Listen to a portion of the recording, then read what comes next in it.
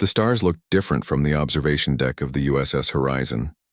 Ambassador Eliza Wright stood with her hands clasped behind her back, watching as the massive Varaxian ship appeared in the distance. It started as a small dot against the blackness of space, growing larger with each passing minute. Quite a sight, isn't it? Captain Samuel Reese joined her at the viewport. His uniform was crisp, his posture perfect. It certainly is, Eliza said. After 20 years in diplomatic service, I never thought I'd be the one to greet our first alien visitors. The Varaxian ship was now close enough to see its strange design, curved metal that seemed to flow like water, with pulsing blue lights. Along its hull, it was at least 5 times larger than the Horizon. Are you nervous? Samuel asked. Eliza smiled slightly. I'd be a fool not to be, but I'm more excited than afraid. Think about it, Sam, real aliens. The first contact was just radio signals. Now we'll meet them face to face. The ship's communications officer's voice came over the speaker. Captain, the Varaxians are requesting docking permission. Grant it, Samuel said. He turned to Eliza. Time to gather your team, Ambassador. In the briefing room, Dr. Alan Miller was checking his equipment one last time. The xenobiologist had spent the last 3 months studying the limited data they had on Varaxian biology. Their atmosphere is similar to ours, he told Eliza, but their body temperature runs cooler. They might find our ship warm. Commander Olivia Garcia stood by the door, her security team lined up behind her. My people are ready, Ambassador. We'll be with you the whole time. Armed? Eliza raised an eyebrow. Small sidearms only, Olivia said. Hidden but accessible, just in case. Eliza shook her head. No weapons at the first meeting. We can't risk sending the wrong message. With all due respect, I understand your concerns, Commander, but I've been doing this a long time. Trust me. Olivia nodded stiffly. As you wish. The docking process took 30 minutes. The Varaxian ship extended a long tube that connected with the Horizon's airlock. Captain Reese stood with Eliza as the pressure equalized. The United Earth Coalition is counting on you, he said quietly. But no pressure. Eliza laughed. Thanks, Sam.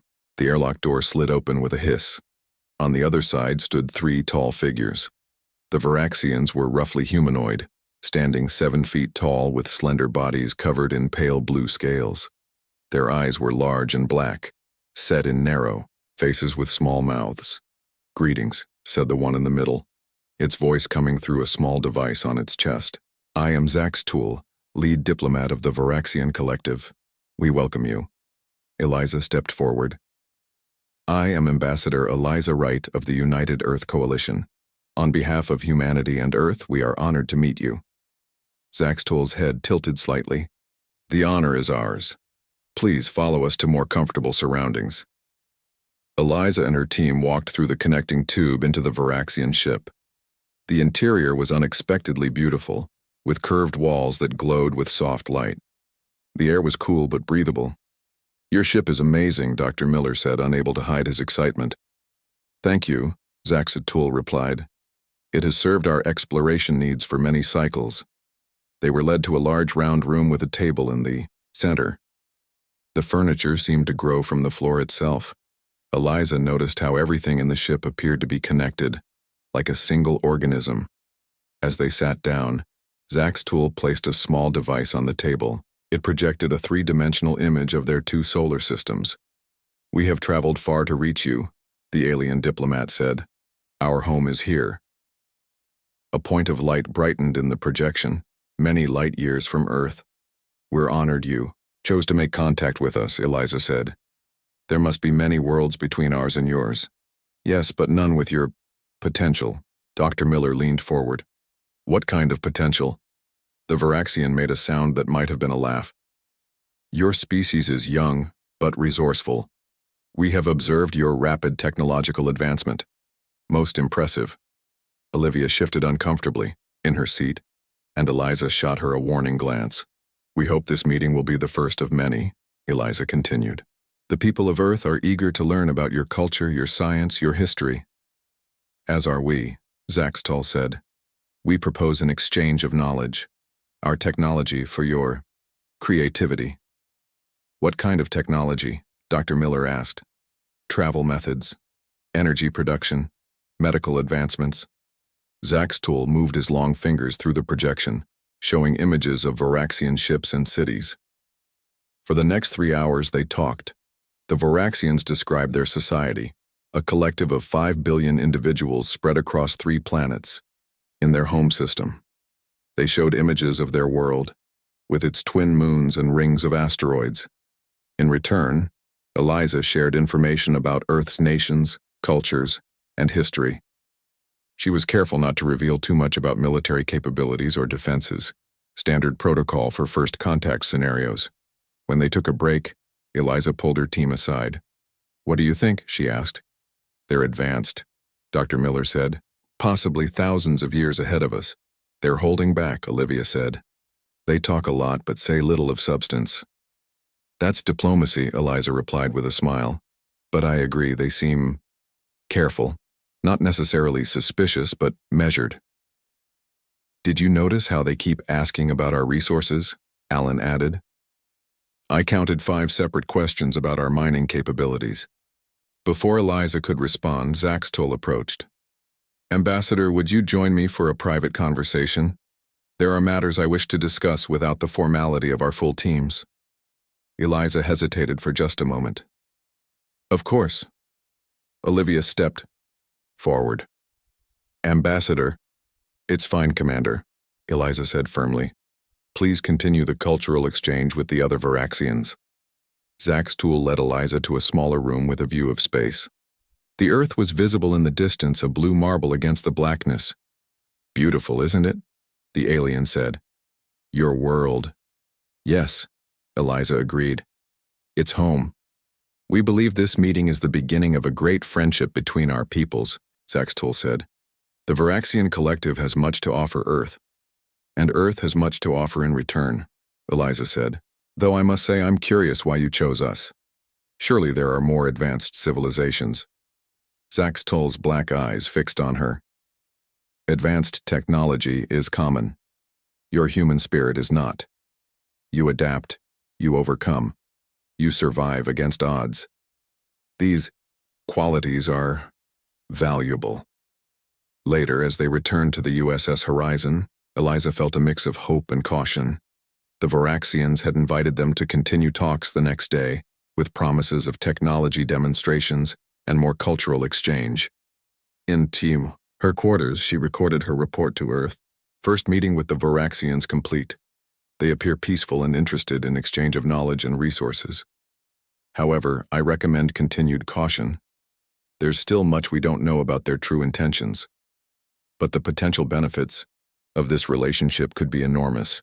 With proper care, this could be the greatest moment in human history. Ambassador Wright, signing off. Eliza looked out her window at the huge Varaxian ship floating nearby. A feeling of both wonder and unease settled in her stomach.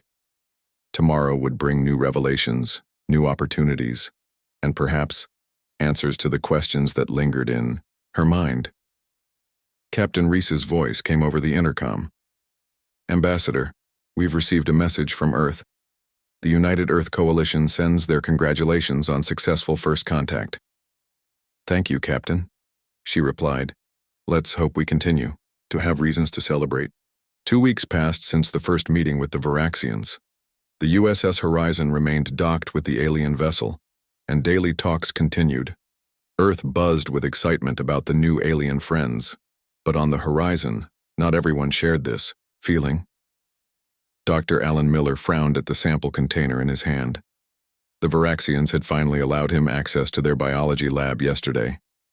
What he found there troubled him. This doesn't make sense, he muttered as he studied the readings. On his tablet, Captain Samuel Reese entered the lab. Something wrong, Alan? Alan held up the sample. The Varaxians gave me this as an example of their medical technology. They said it was a cure for cellular decay. Isn't that good news? It would be, except it's not designed for Varaxian biology. Alan pointed to his screen. Look at the molecular structure. This was created to work on human cells. Samuel's eyes narrowed. How is that possible? They only met us 2 weeks ago. Exactly. Alan set down the container carefully. They've been studying us for much longer than they've admitted. In another part of the ship, Commander Olivia Garcia reviewed security footage from the Varaxian vessel. The aliens had allowed limited recording during tours of their ship. She played a section again, zooming in on a screen visible in the background of one frame. "Lisa, take a look at this," she called to Ambassador Wright's aide. Lisa Donovan leaned over Olivia's shoulder. "What am I looking at?" "This console in the background. See these shapes?" Olivia traced them with her finger. "They match the patrol patterns of our outer colony defense ships." Lisa's eyes widened. "They're monitoring our defenses." "It seems that way." Olivia closed the file. "We need to tell the ambassador." Ambassador Eliza Wright sat across from Zax Tull in what had become their regular meeting room. The Varaxian diplomat was showing her plans for a joint scientific mission. "Your scientists would work alongside ours," Zax Tull explained. "We could visit the moons of Jupiter together." "It's an interesting proposal," Eliza said carefully. "I'll need to discuss it with my team." "Of course." Zax Tull's black eyes fixed on her. "Ambassador, I sense hesitation.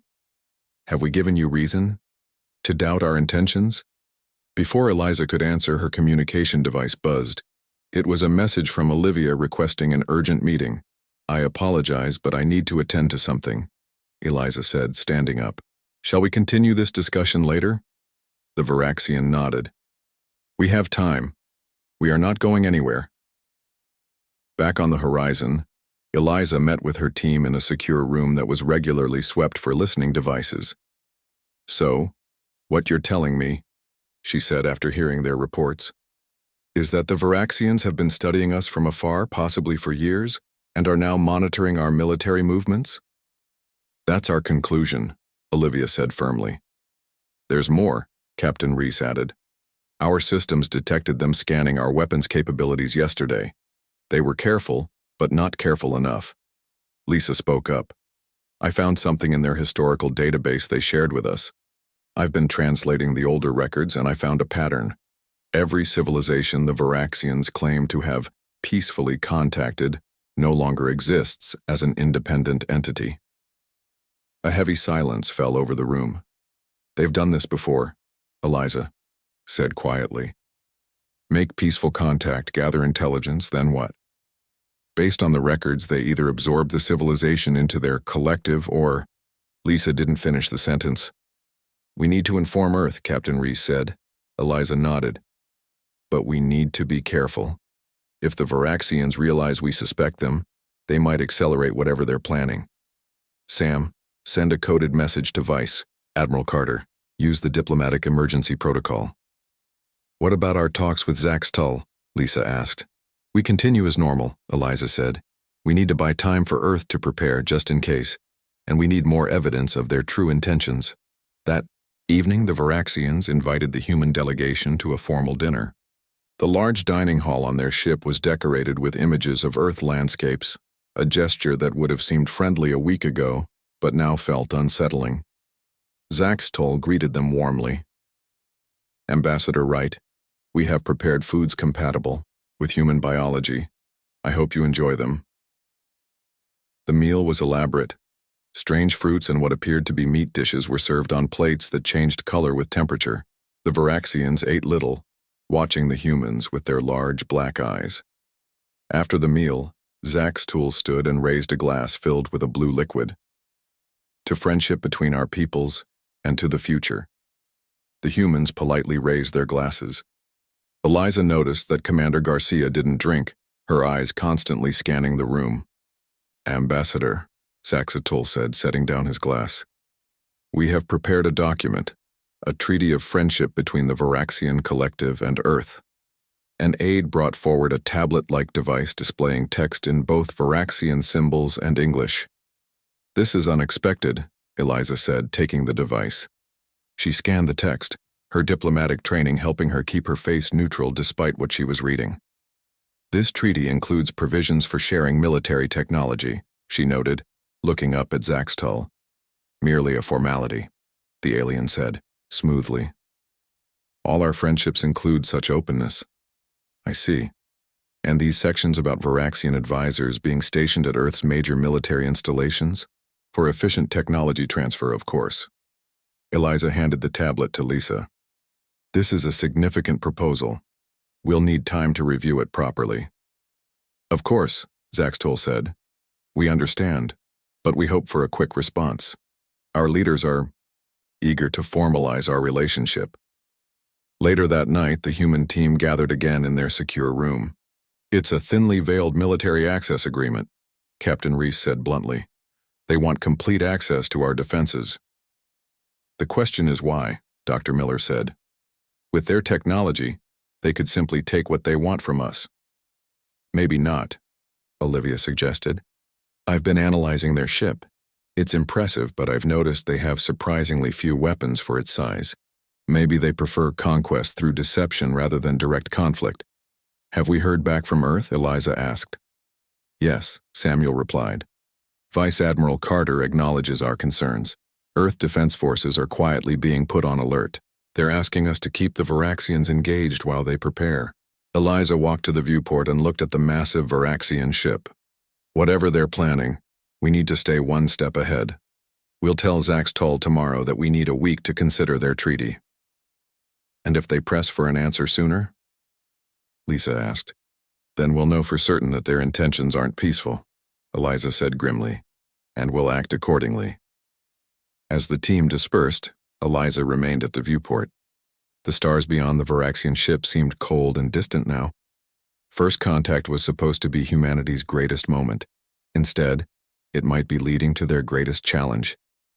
In her quarters, she recorded a private message to be sent to Earth with the next data packet. To Vice Admiral Carter, I believe we are in serious danger. Prepare for the worst. If something happens to us, don't trust anything the Varaxians say. They are not what they appear to be. The week passed quickly. On the USS Horizon, the crew worked around the clock to gather more information about the Varaxians. Dr. Catherine Bell, the ship's cryptologist, made an important breakthrough on the 6th day. I've decoded more of their internal communications, she told Ambassador Eliza Wright and Captain Samuel Reese in the secure meeting room.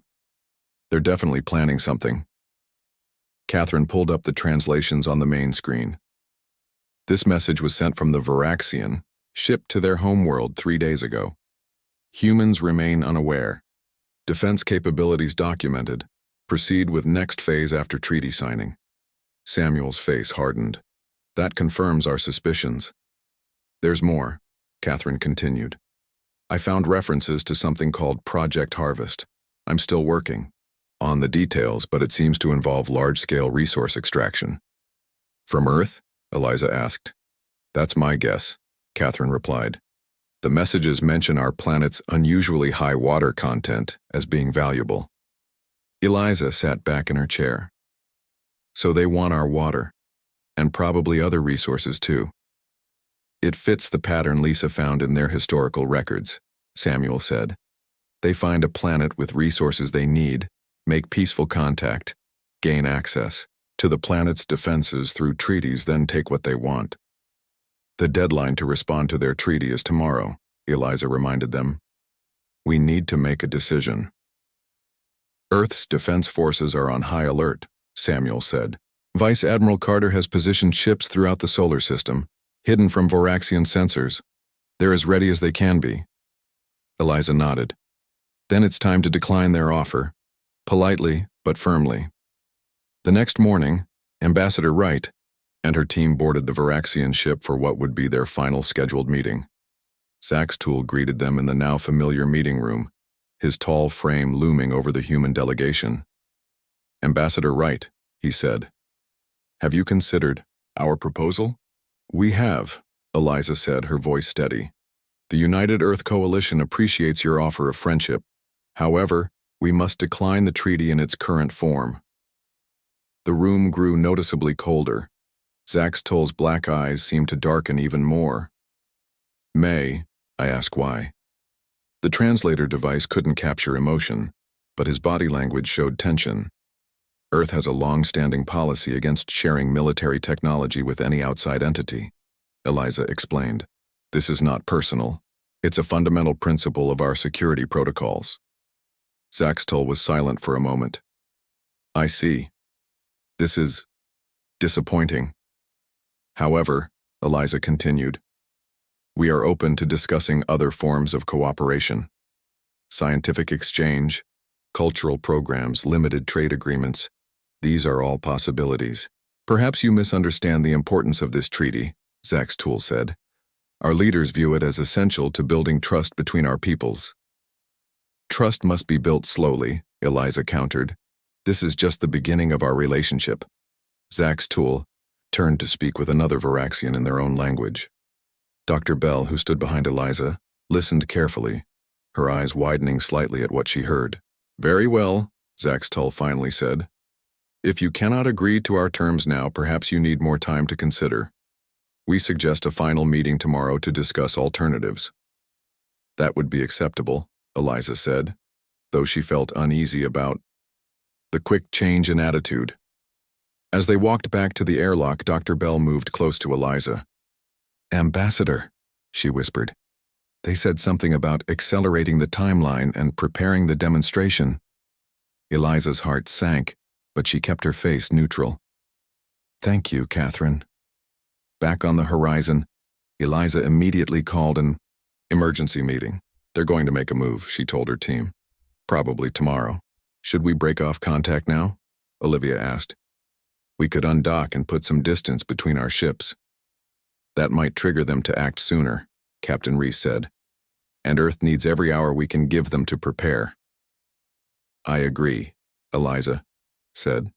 We attend the meeting tomorrow, but with enhanced security. Commander Garcia, I want every member of the delegation armed, despite my earlier policy. And I want a backup team ready in case we need extraction. Yes, Ambassador. That night, Eliza couldn't sleep. She stood at the viewport in her quarters, looking at the stars and thinking about Earth, nearly 400 million miles away. So many people there going about their lives unaware of the danger hovering in their solar system. Her communicator beeped. Ambassador? Captain Reese's voice came through. We're receiving a new transmission from the Varaxians. They're requesting to move our meeting up. They want to meet in 1 hour. Eliza checked the time. 3 a.m. ship time. Why the change? They say a new representative from their leadership has arrived and wishes to speak with you immediately. That's convenient timing, Eliza said. Assemble the team, Sam. Full security protocols. An hour later, Eliza and her delegation entered the Varaxian ship once more. But this time, they were led to a different room, larger, with what looked like viewing screens along one wall. Instead of the familiar Zaxtel, they were greeted by a new Varaxian, taller and with darker scales. Ambassador Wright, the new alien said through its translator. I am High Commander Vexmore of the Varaxian Expansion Fleet. Eliza noted the title with alarm. Not Diplomatic Fleet. Expansion Fleet. High Commander, she said carefully. This is unexpected. I have been monitoring your discussions with our diplomatic team, Vexmore said. Your refusal to sign our treaty is problematic. As I explained to Zaxtel, we are open to other forms of cooperation. Vexmore made a sharp gesture. The screens around the room activated, showing images of Earth cities, military bases, and orbital stations. We have studied your world thoroughly, he said. You have much that we need. The treaty was a courtesy, a chance for your species to serve us willingly. Eliza felt Commander Garcia tense beside her, hand moving slightly toward her concealed weapon. What exactly are you saying? Eliza asked, though she already knew the answer. I am saying, Ambassador Wright, that we do not require your permission to take what we need from your planet. Vexmore moved closer to her. Earth will provide the Varaxian collective with water, minerals, and biological specimens. Your cooperation would have made this process more efficient. Now we will simply take. Eliza stood tall, looking up at the alien commander. Earth will not submit to threats. If you attempt to take our resources by force, you will face resistance. Vexmore made a sound that might have been laughter. Resistance? Your weapons are primitive. Your ships are few. What resistance could you possibly offer?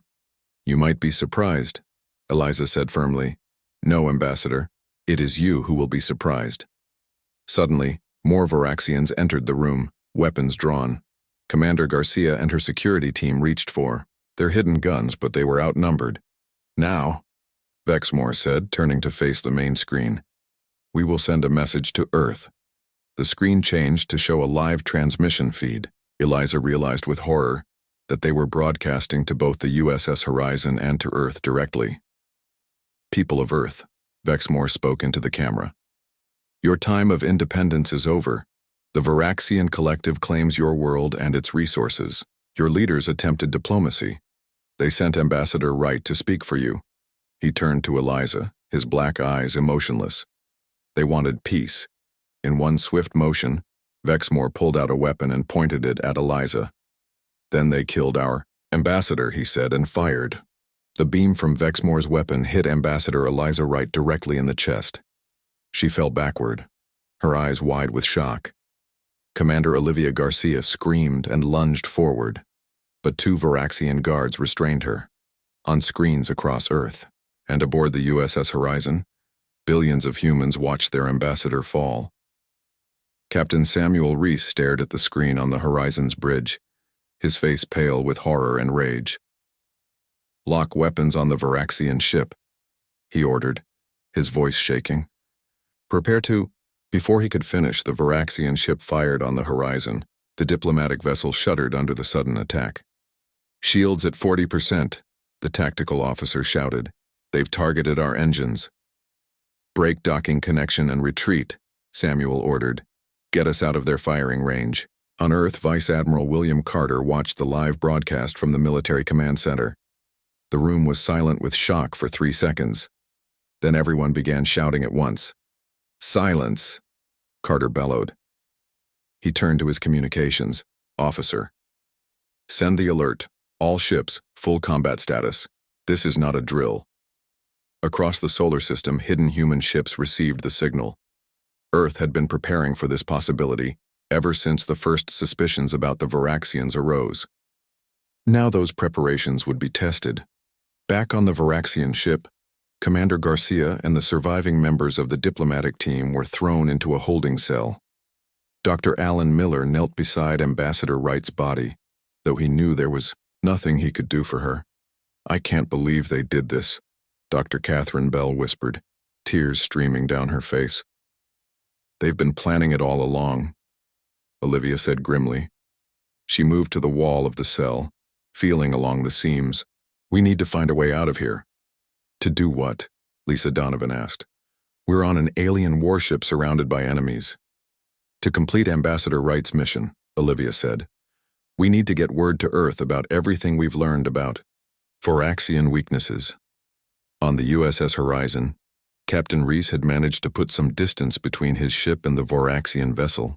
The larger alien ship was turning slowly, preparing to pursue. Captain, we're being hailed, the communications officer reported. It's General Daniel Foster from Earth Command. Samuel nodded, and the general's face appeared on the main screen. Captain, Reese, what's your status? The ship is damaged but operational, Samuel reported. We've lost contact with the diplomatic team. We have to assume they're either dead or captured. We've all seen what happened to Ambassador Wright, the general said grimly. Earth has officially declared war on the Varaxian Collective.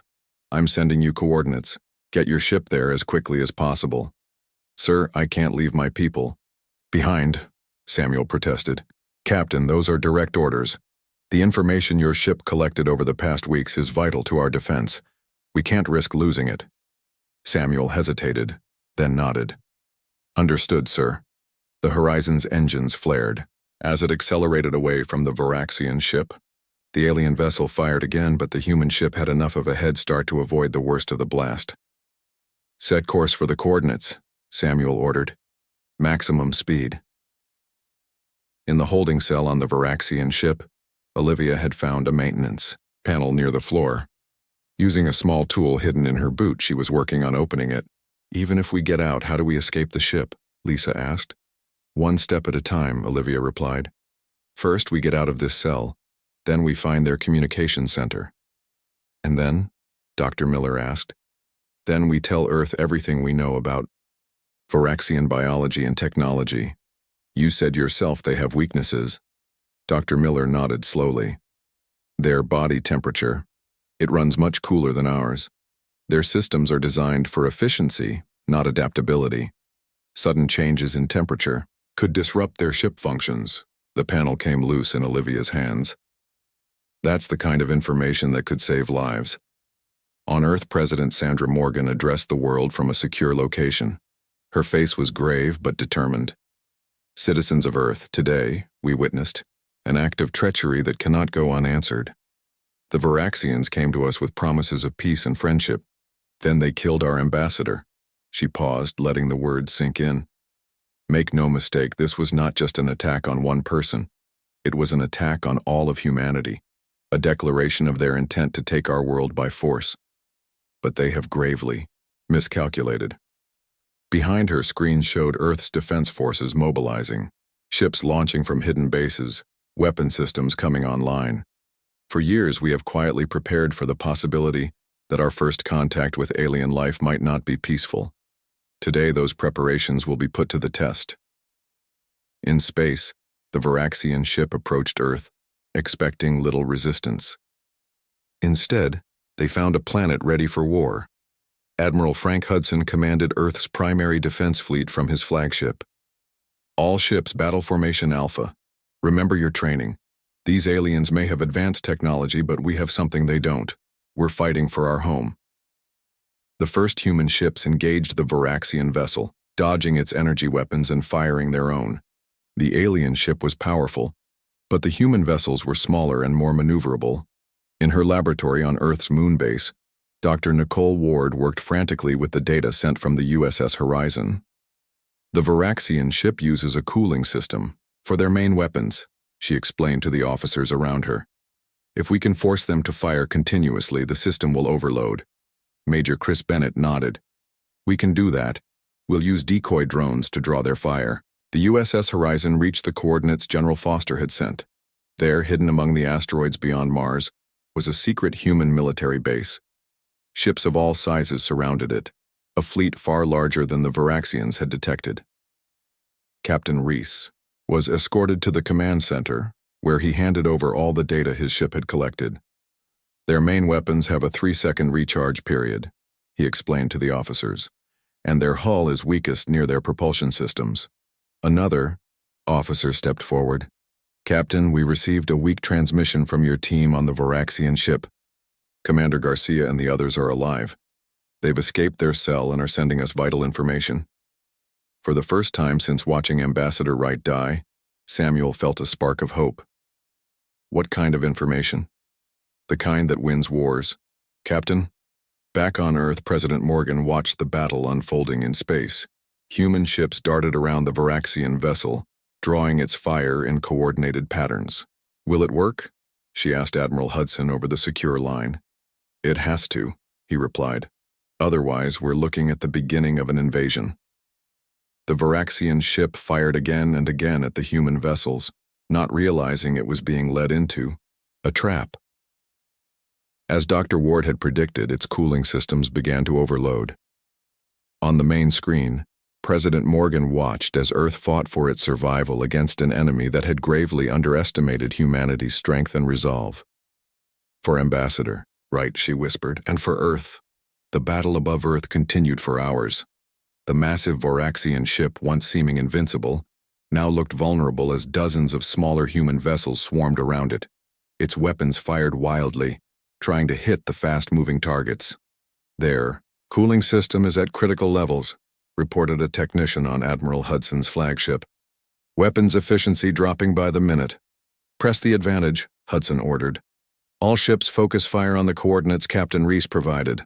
On the Varaxian ship, Commander Olivia Garcia and the surviving members of the diplomatic team had reached a communication center.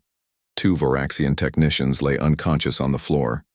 Hurry, Olivia urged as Dr. Catherine Bell worked on the alien computer system.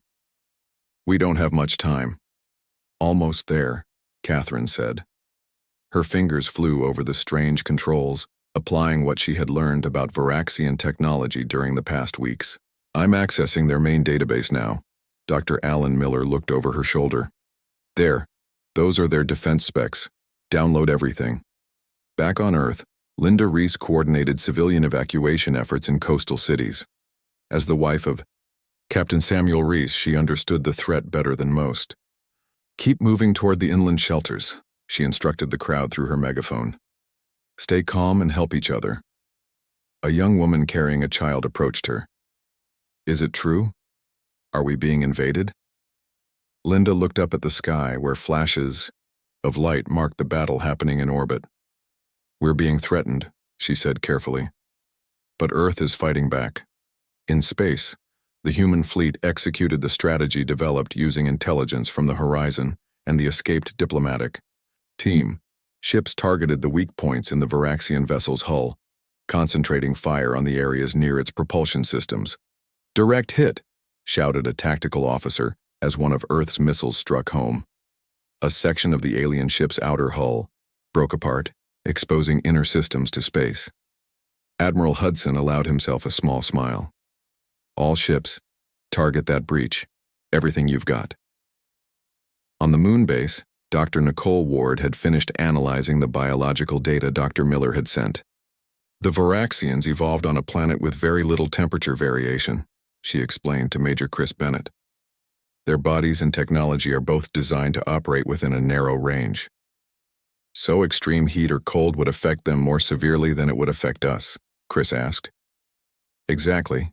And based on these readings, I believe we can develop a weapon that exploits this weakness.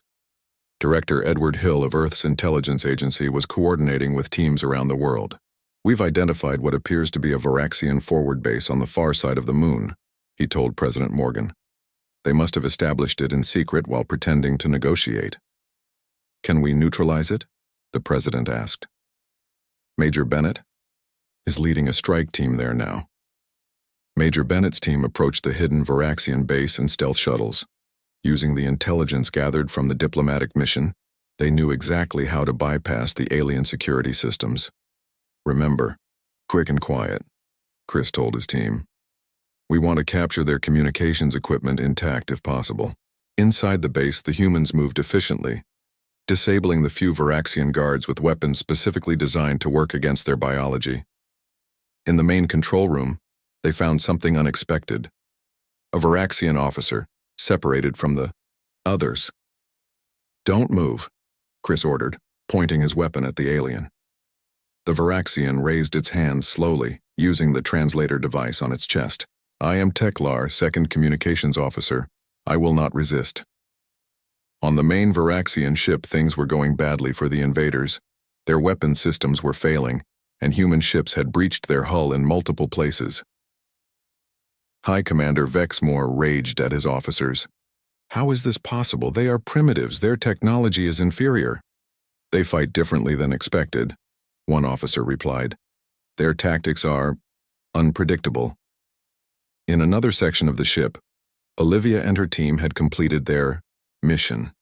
They had transmitted vital information to Earth and downloaded as much Varaxian data as possible. Now we need to find a way off this ship, Olivia said. Lisa Donovan pointed to a schematic on the screen. There, escape pods. 3 levels. Down. Let's move, Olivia ordered. And bring that data core. Earth will need everything we've learned. In the lunar base interrogation room, Major Bennett questioned the captured Varaxian officer. Why target Earth, he asked. There are uninhabited planets with water and minerals. Teklar seemed almost resigned. It was not my decision. But your world was chosen for more than resources. Your species was deemed interesting, different. Different how? Most species we encounter are predictable. They either surrender immediately or fight in predictable patterns. Humans, you adapt. You change tactics. You are chaotic but effective. Chris leaned forward. You're saying we were targeted because we're unpredictable? Partly. And partly because your world has rare biological compounds our leaders desire. Teklar looked down. I did not agree with the plan. Peaceful worlds should be left in peace. In orbit around Earth, the battle reached its climax. The human fleet had surrounded the damaged Varaxian ship. Its weapons were offline, its propulsion systems failing. Attention Varaxian vessel, Admiral, Hudson broadcast. Your ship is disabled, surrender now. There was no response. Instead, the alien ship began to glow with strange energy. They're overloading their core, a science officer reported. It's going to explode. All ships pull back, Hudson ordered. Maximum safe distance. The human fleet retreated as the Varaxian ship's glow intensified. Then, in a brilliant flash, it exploded. The blast wave spread through space, but the human ships were already at a safe distance. On the moon base, Teklar watched the explosion on a monitor. So it ends as our leaders would wish. They would rather die than admit defeat. 2 days later, Captain Samuel Reese stood before a memorial to Ambassador Eliza Wright and the others lost in the conflict. The simple stone monument had been erected quickly on the grounds of the United Earth Coalition headquarters. They came seeking peace, President Morgan said in her address to the gathered crowd and the billions watching worldwide. And when peace was not their true goal, humanity stood strong. Samuel placed a small earth flag at the base of the monument. From the crowd, Olivia Garcia and the surviving members of the diplomatic team watched in silence. They had barely escaped the Varaxian ship before its destruction. What happens now? Lisa asked quietly. Now we prepare, Olivia replied. The prisoner says there are more Varaxians out there. They'll come looking for their missing ship eventually. But we'll be ready, Samuel said, joining them. Thanks to Ambassador Wright, and all of you, we know more about them than they know about us. In a secure lab beneath the Pentagon, Dr. Nicole Ward and Dr. Alan Miller worked together, studying the Varaxian technology they had captured. Their faster-than-light drive is actually something we can adapt with our current technology, Alan said excitedly. We could build ships that can travel to other star systems within years, not decades.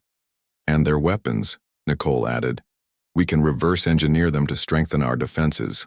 In the holding facility where Teklar was kept, the Varaxian watched Earth news reports with growing surprise. Your people do not seek revenge, he said to his guard. You prepare defenses, but you also continue your normal lives. That's what humans do, the guard replied.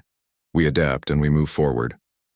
As the sun set over a world forever changed by first contact, humanity looked to the stars with new eyes, no longer naive about the dangers of the galaxy, but not afraid either. On his ship, now repaired and upgraded with recovered Varaxian technology, Captain Samuel Reese received new orders. The USS Horizon would lead Earth's first deep space exploration mission, seeking allies among the stars. Samuel looked at the photo of Ambassador Wright on his desk. We'll make sure your sacrifice wasn't in vain, he promised quietly. They wanted peace, then they killed our ambassador. But they never understood what they were truly awakening. Not just an enemy, but a new force in the galaxy, the Horizons. Engines hummed to life as Earth took its first bold steps into a wider universe.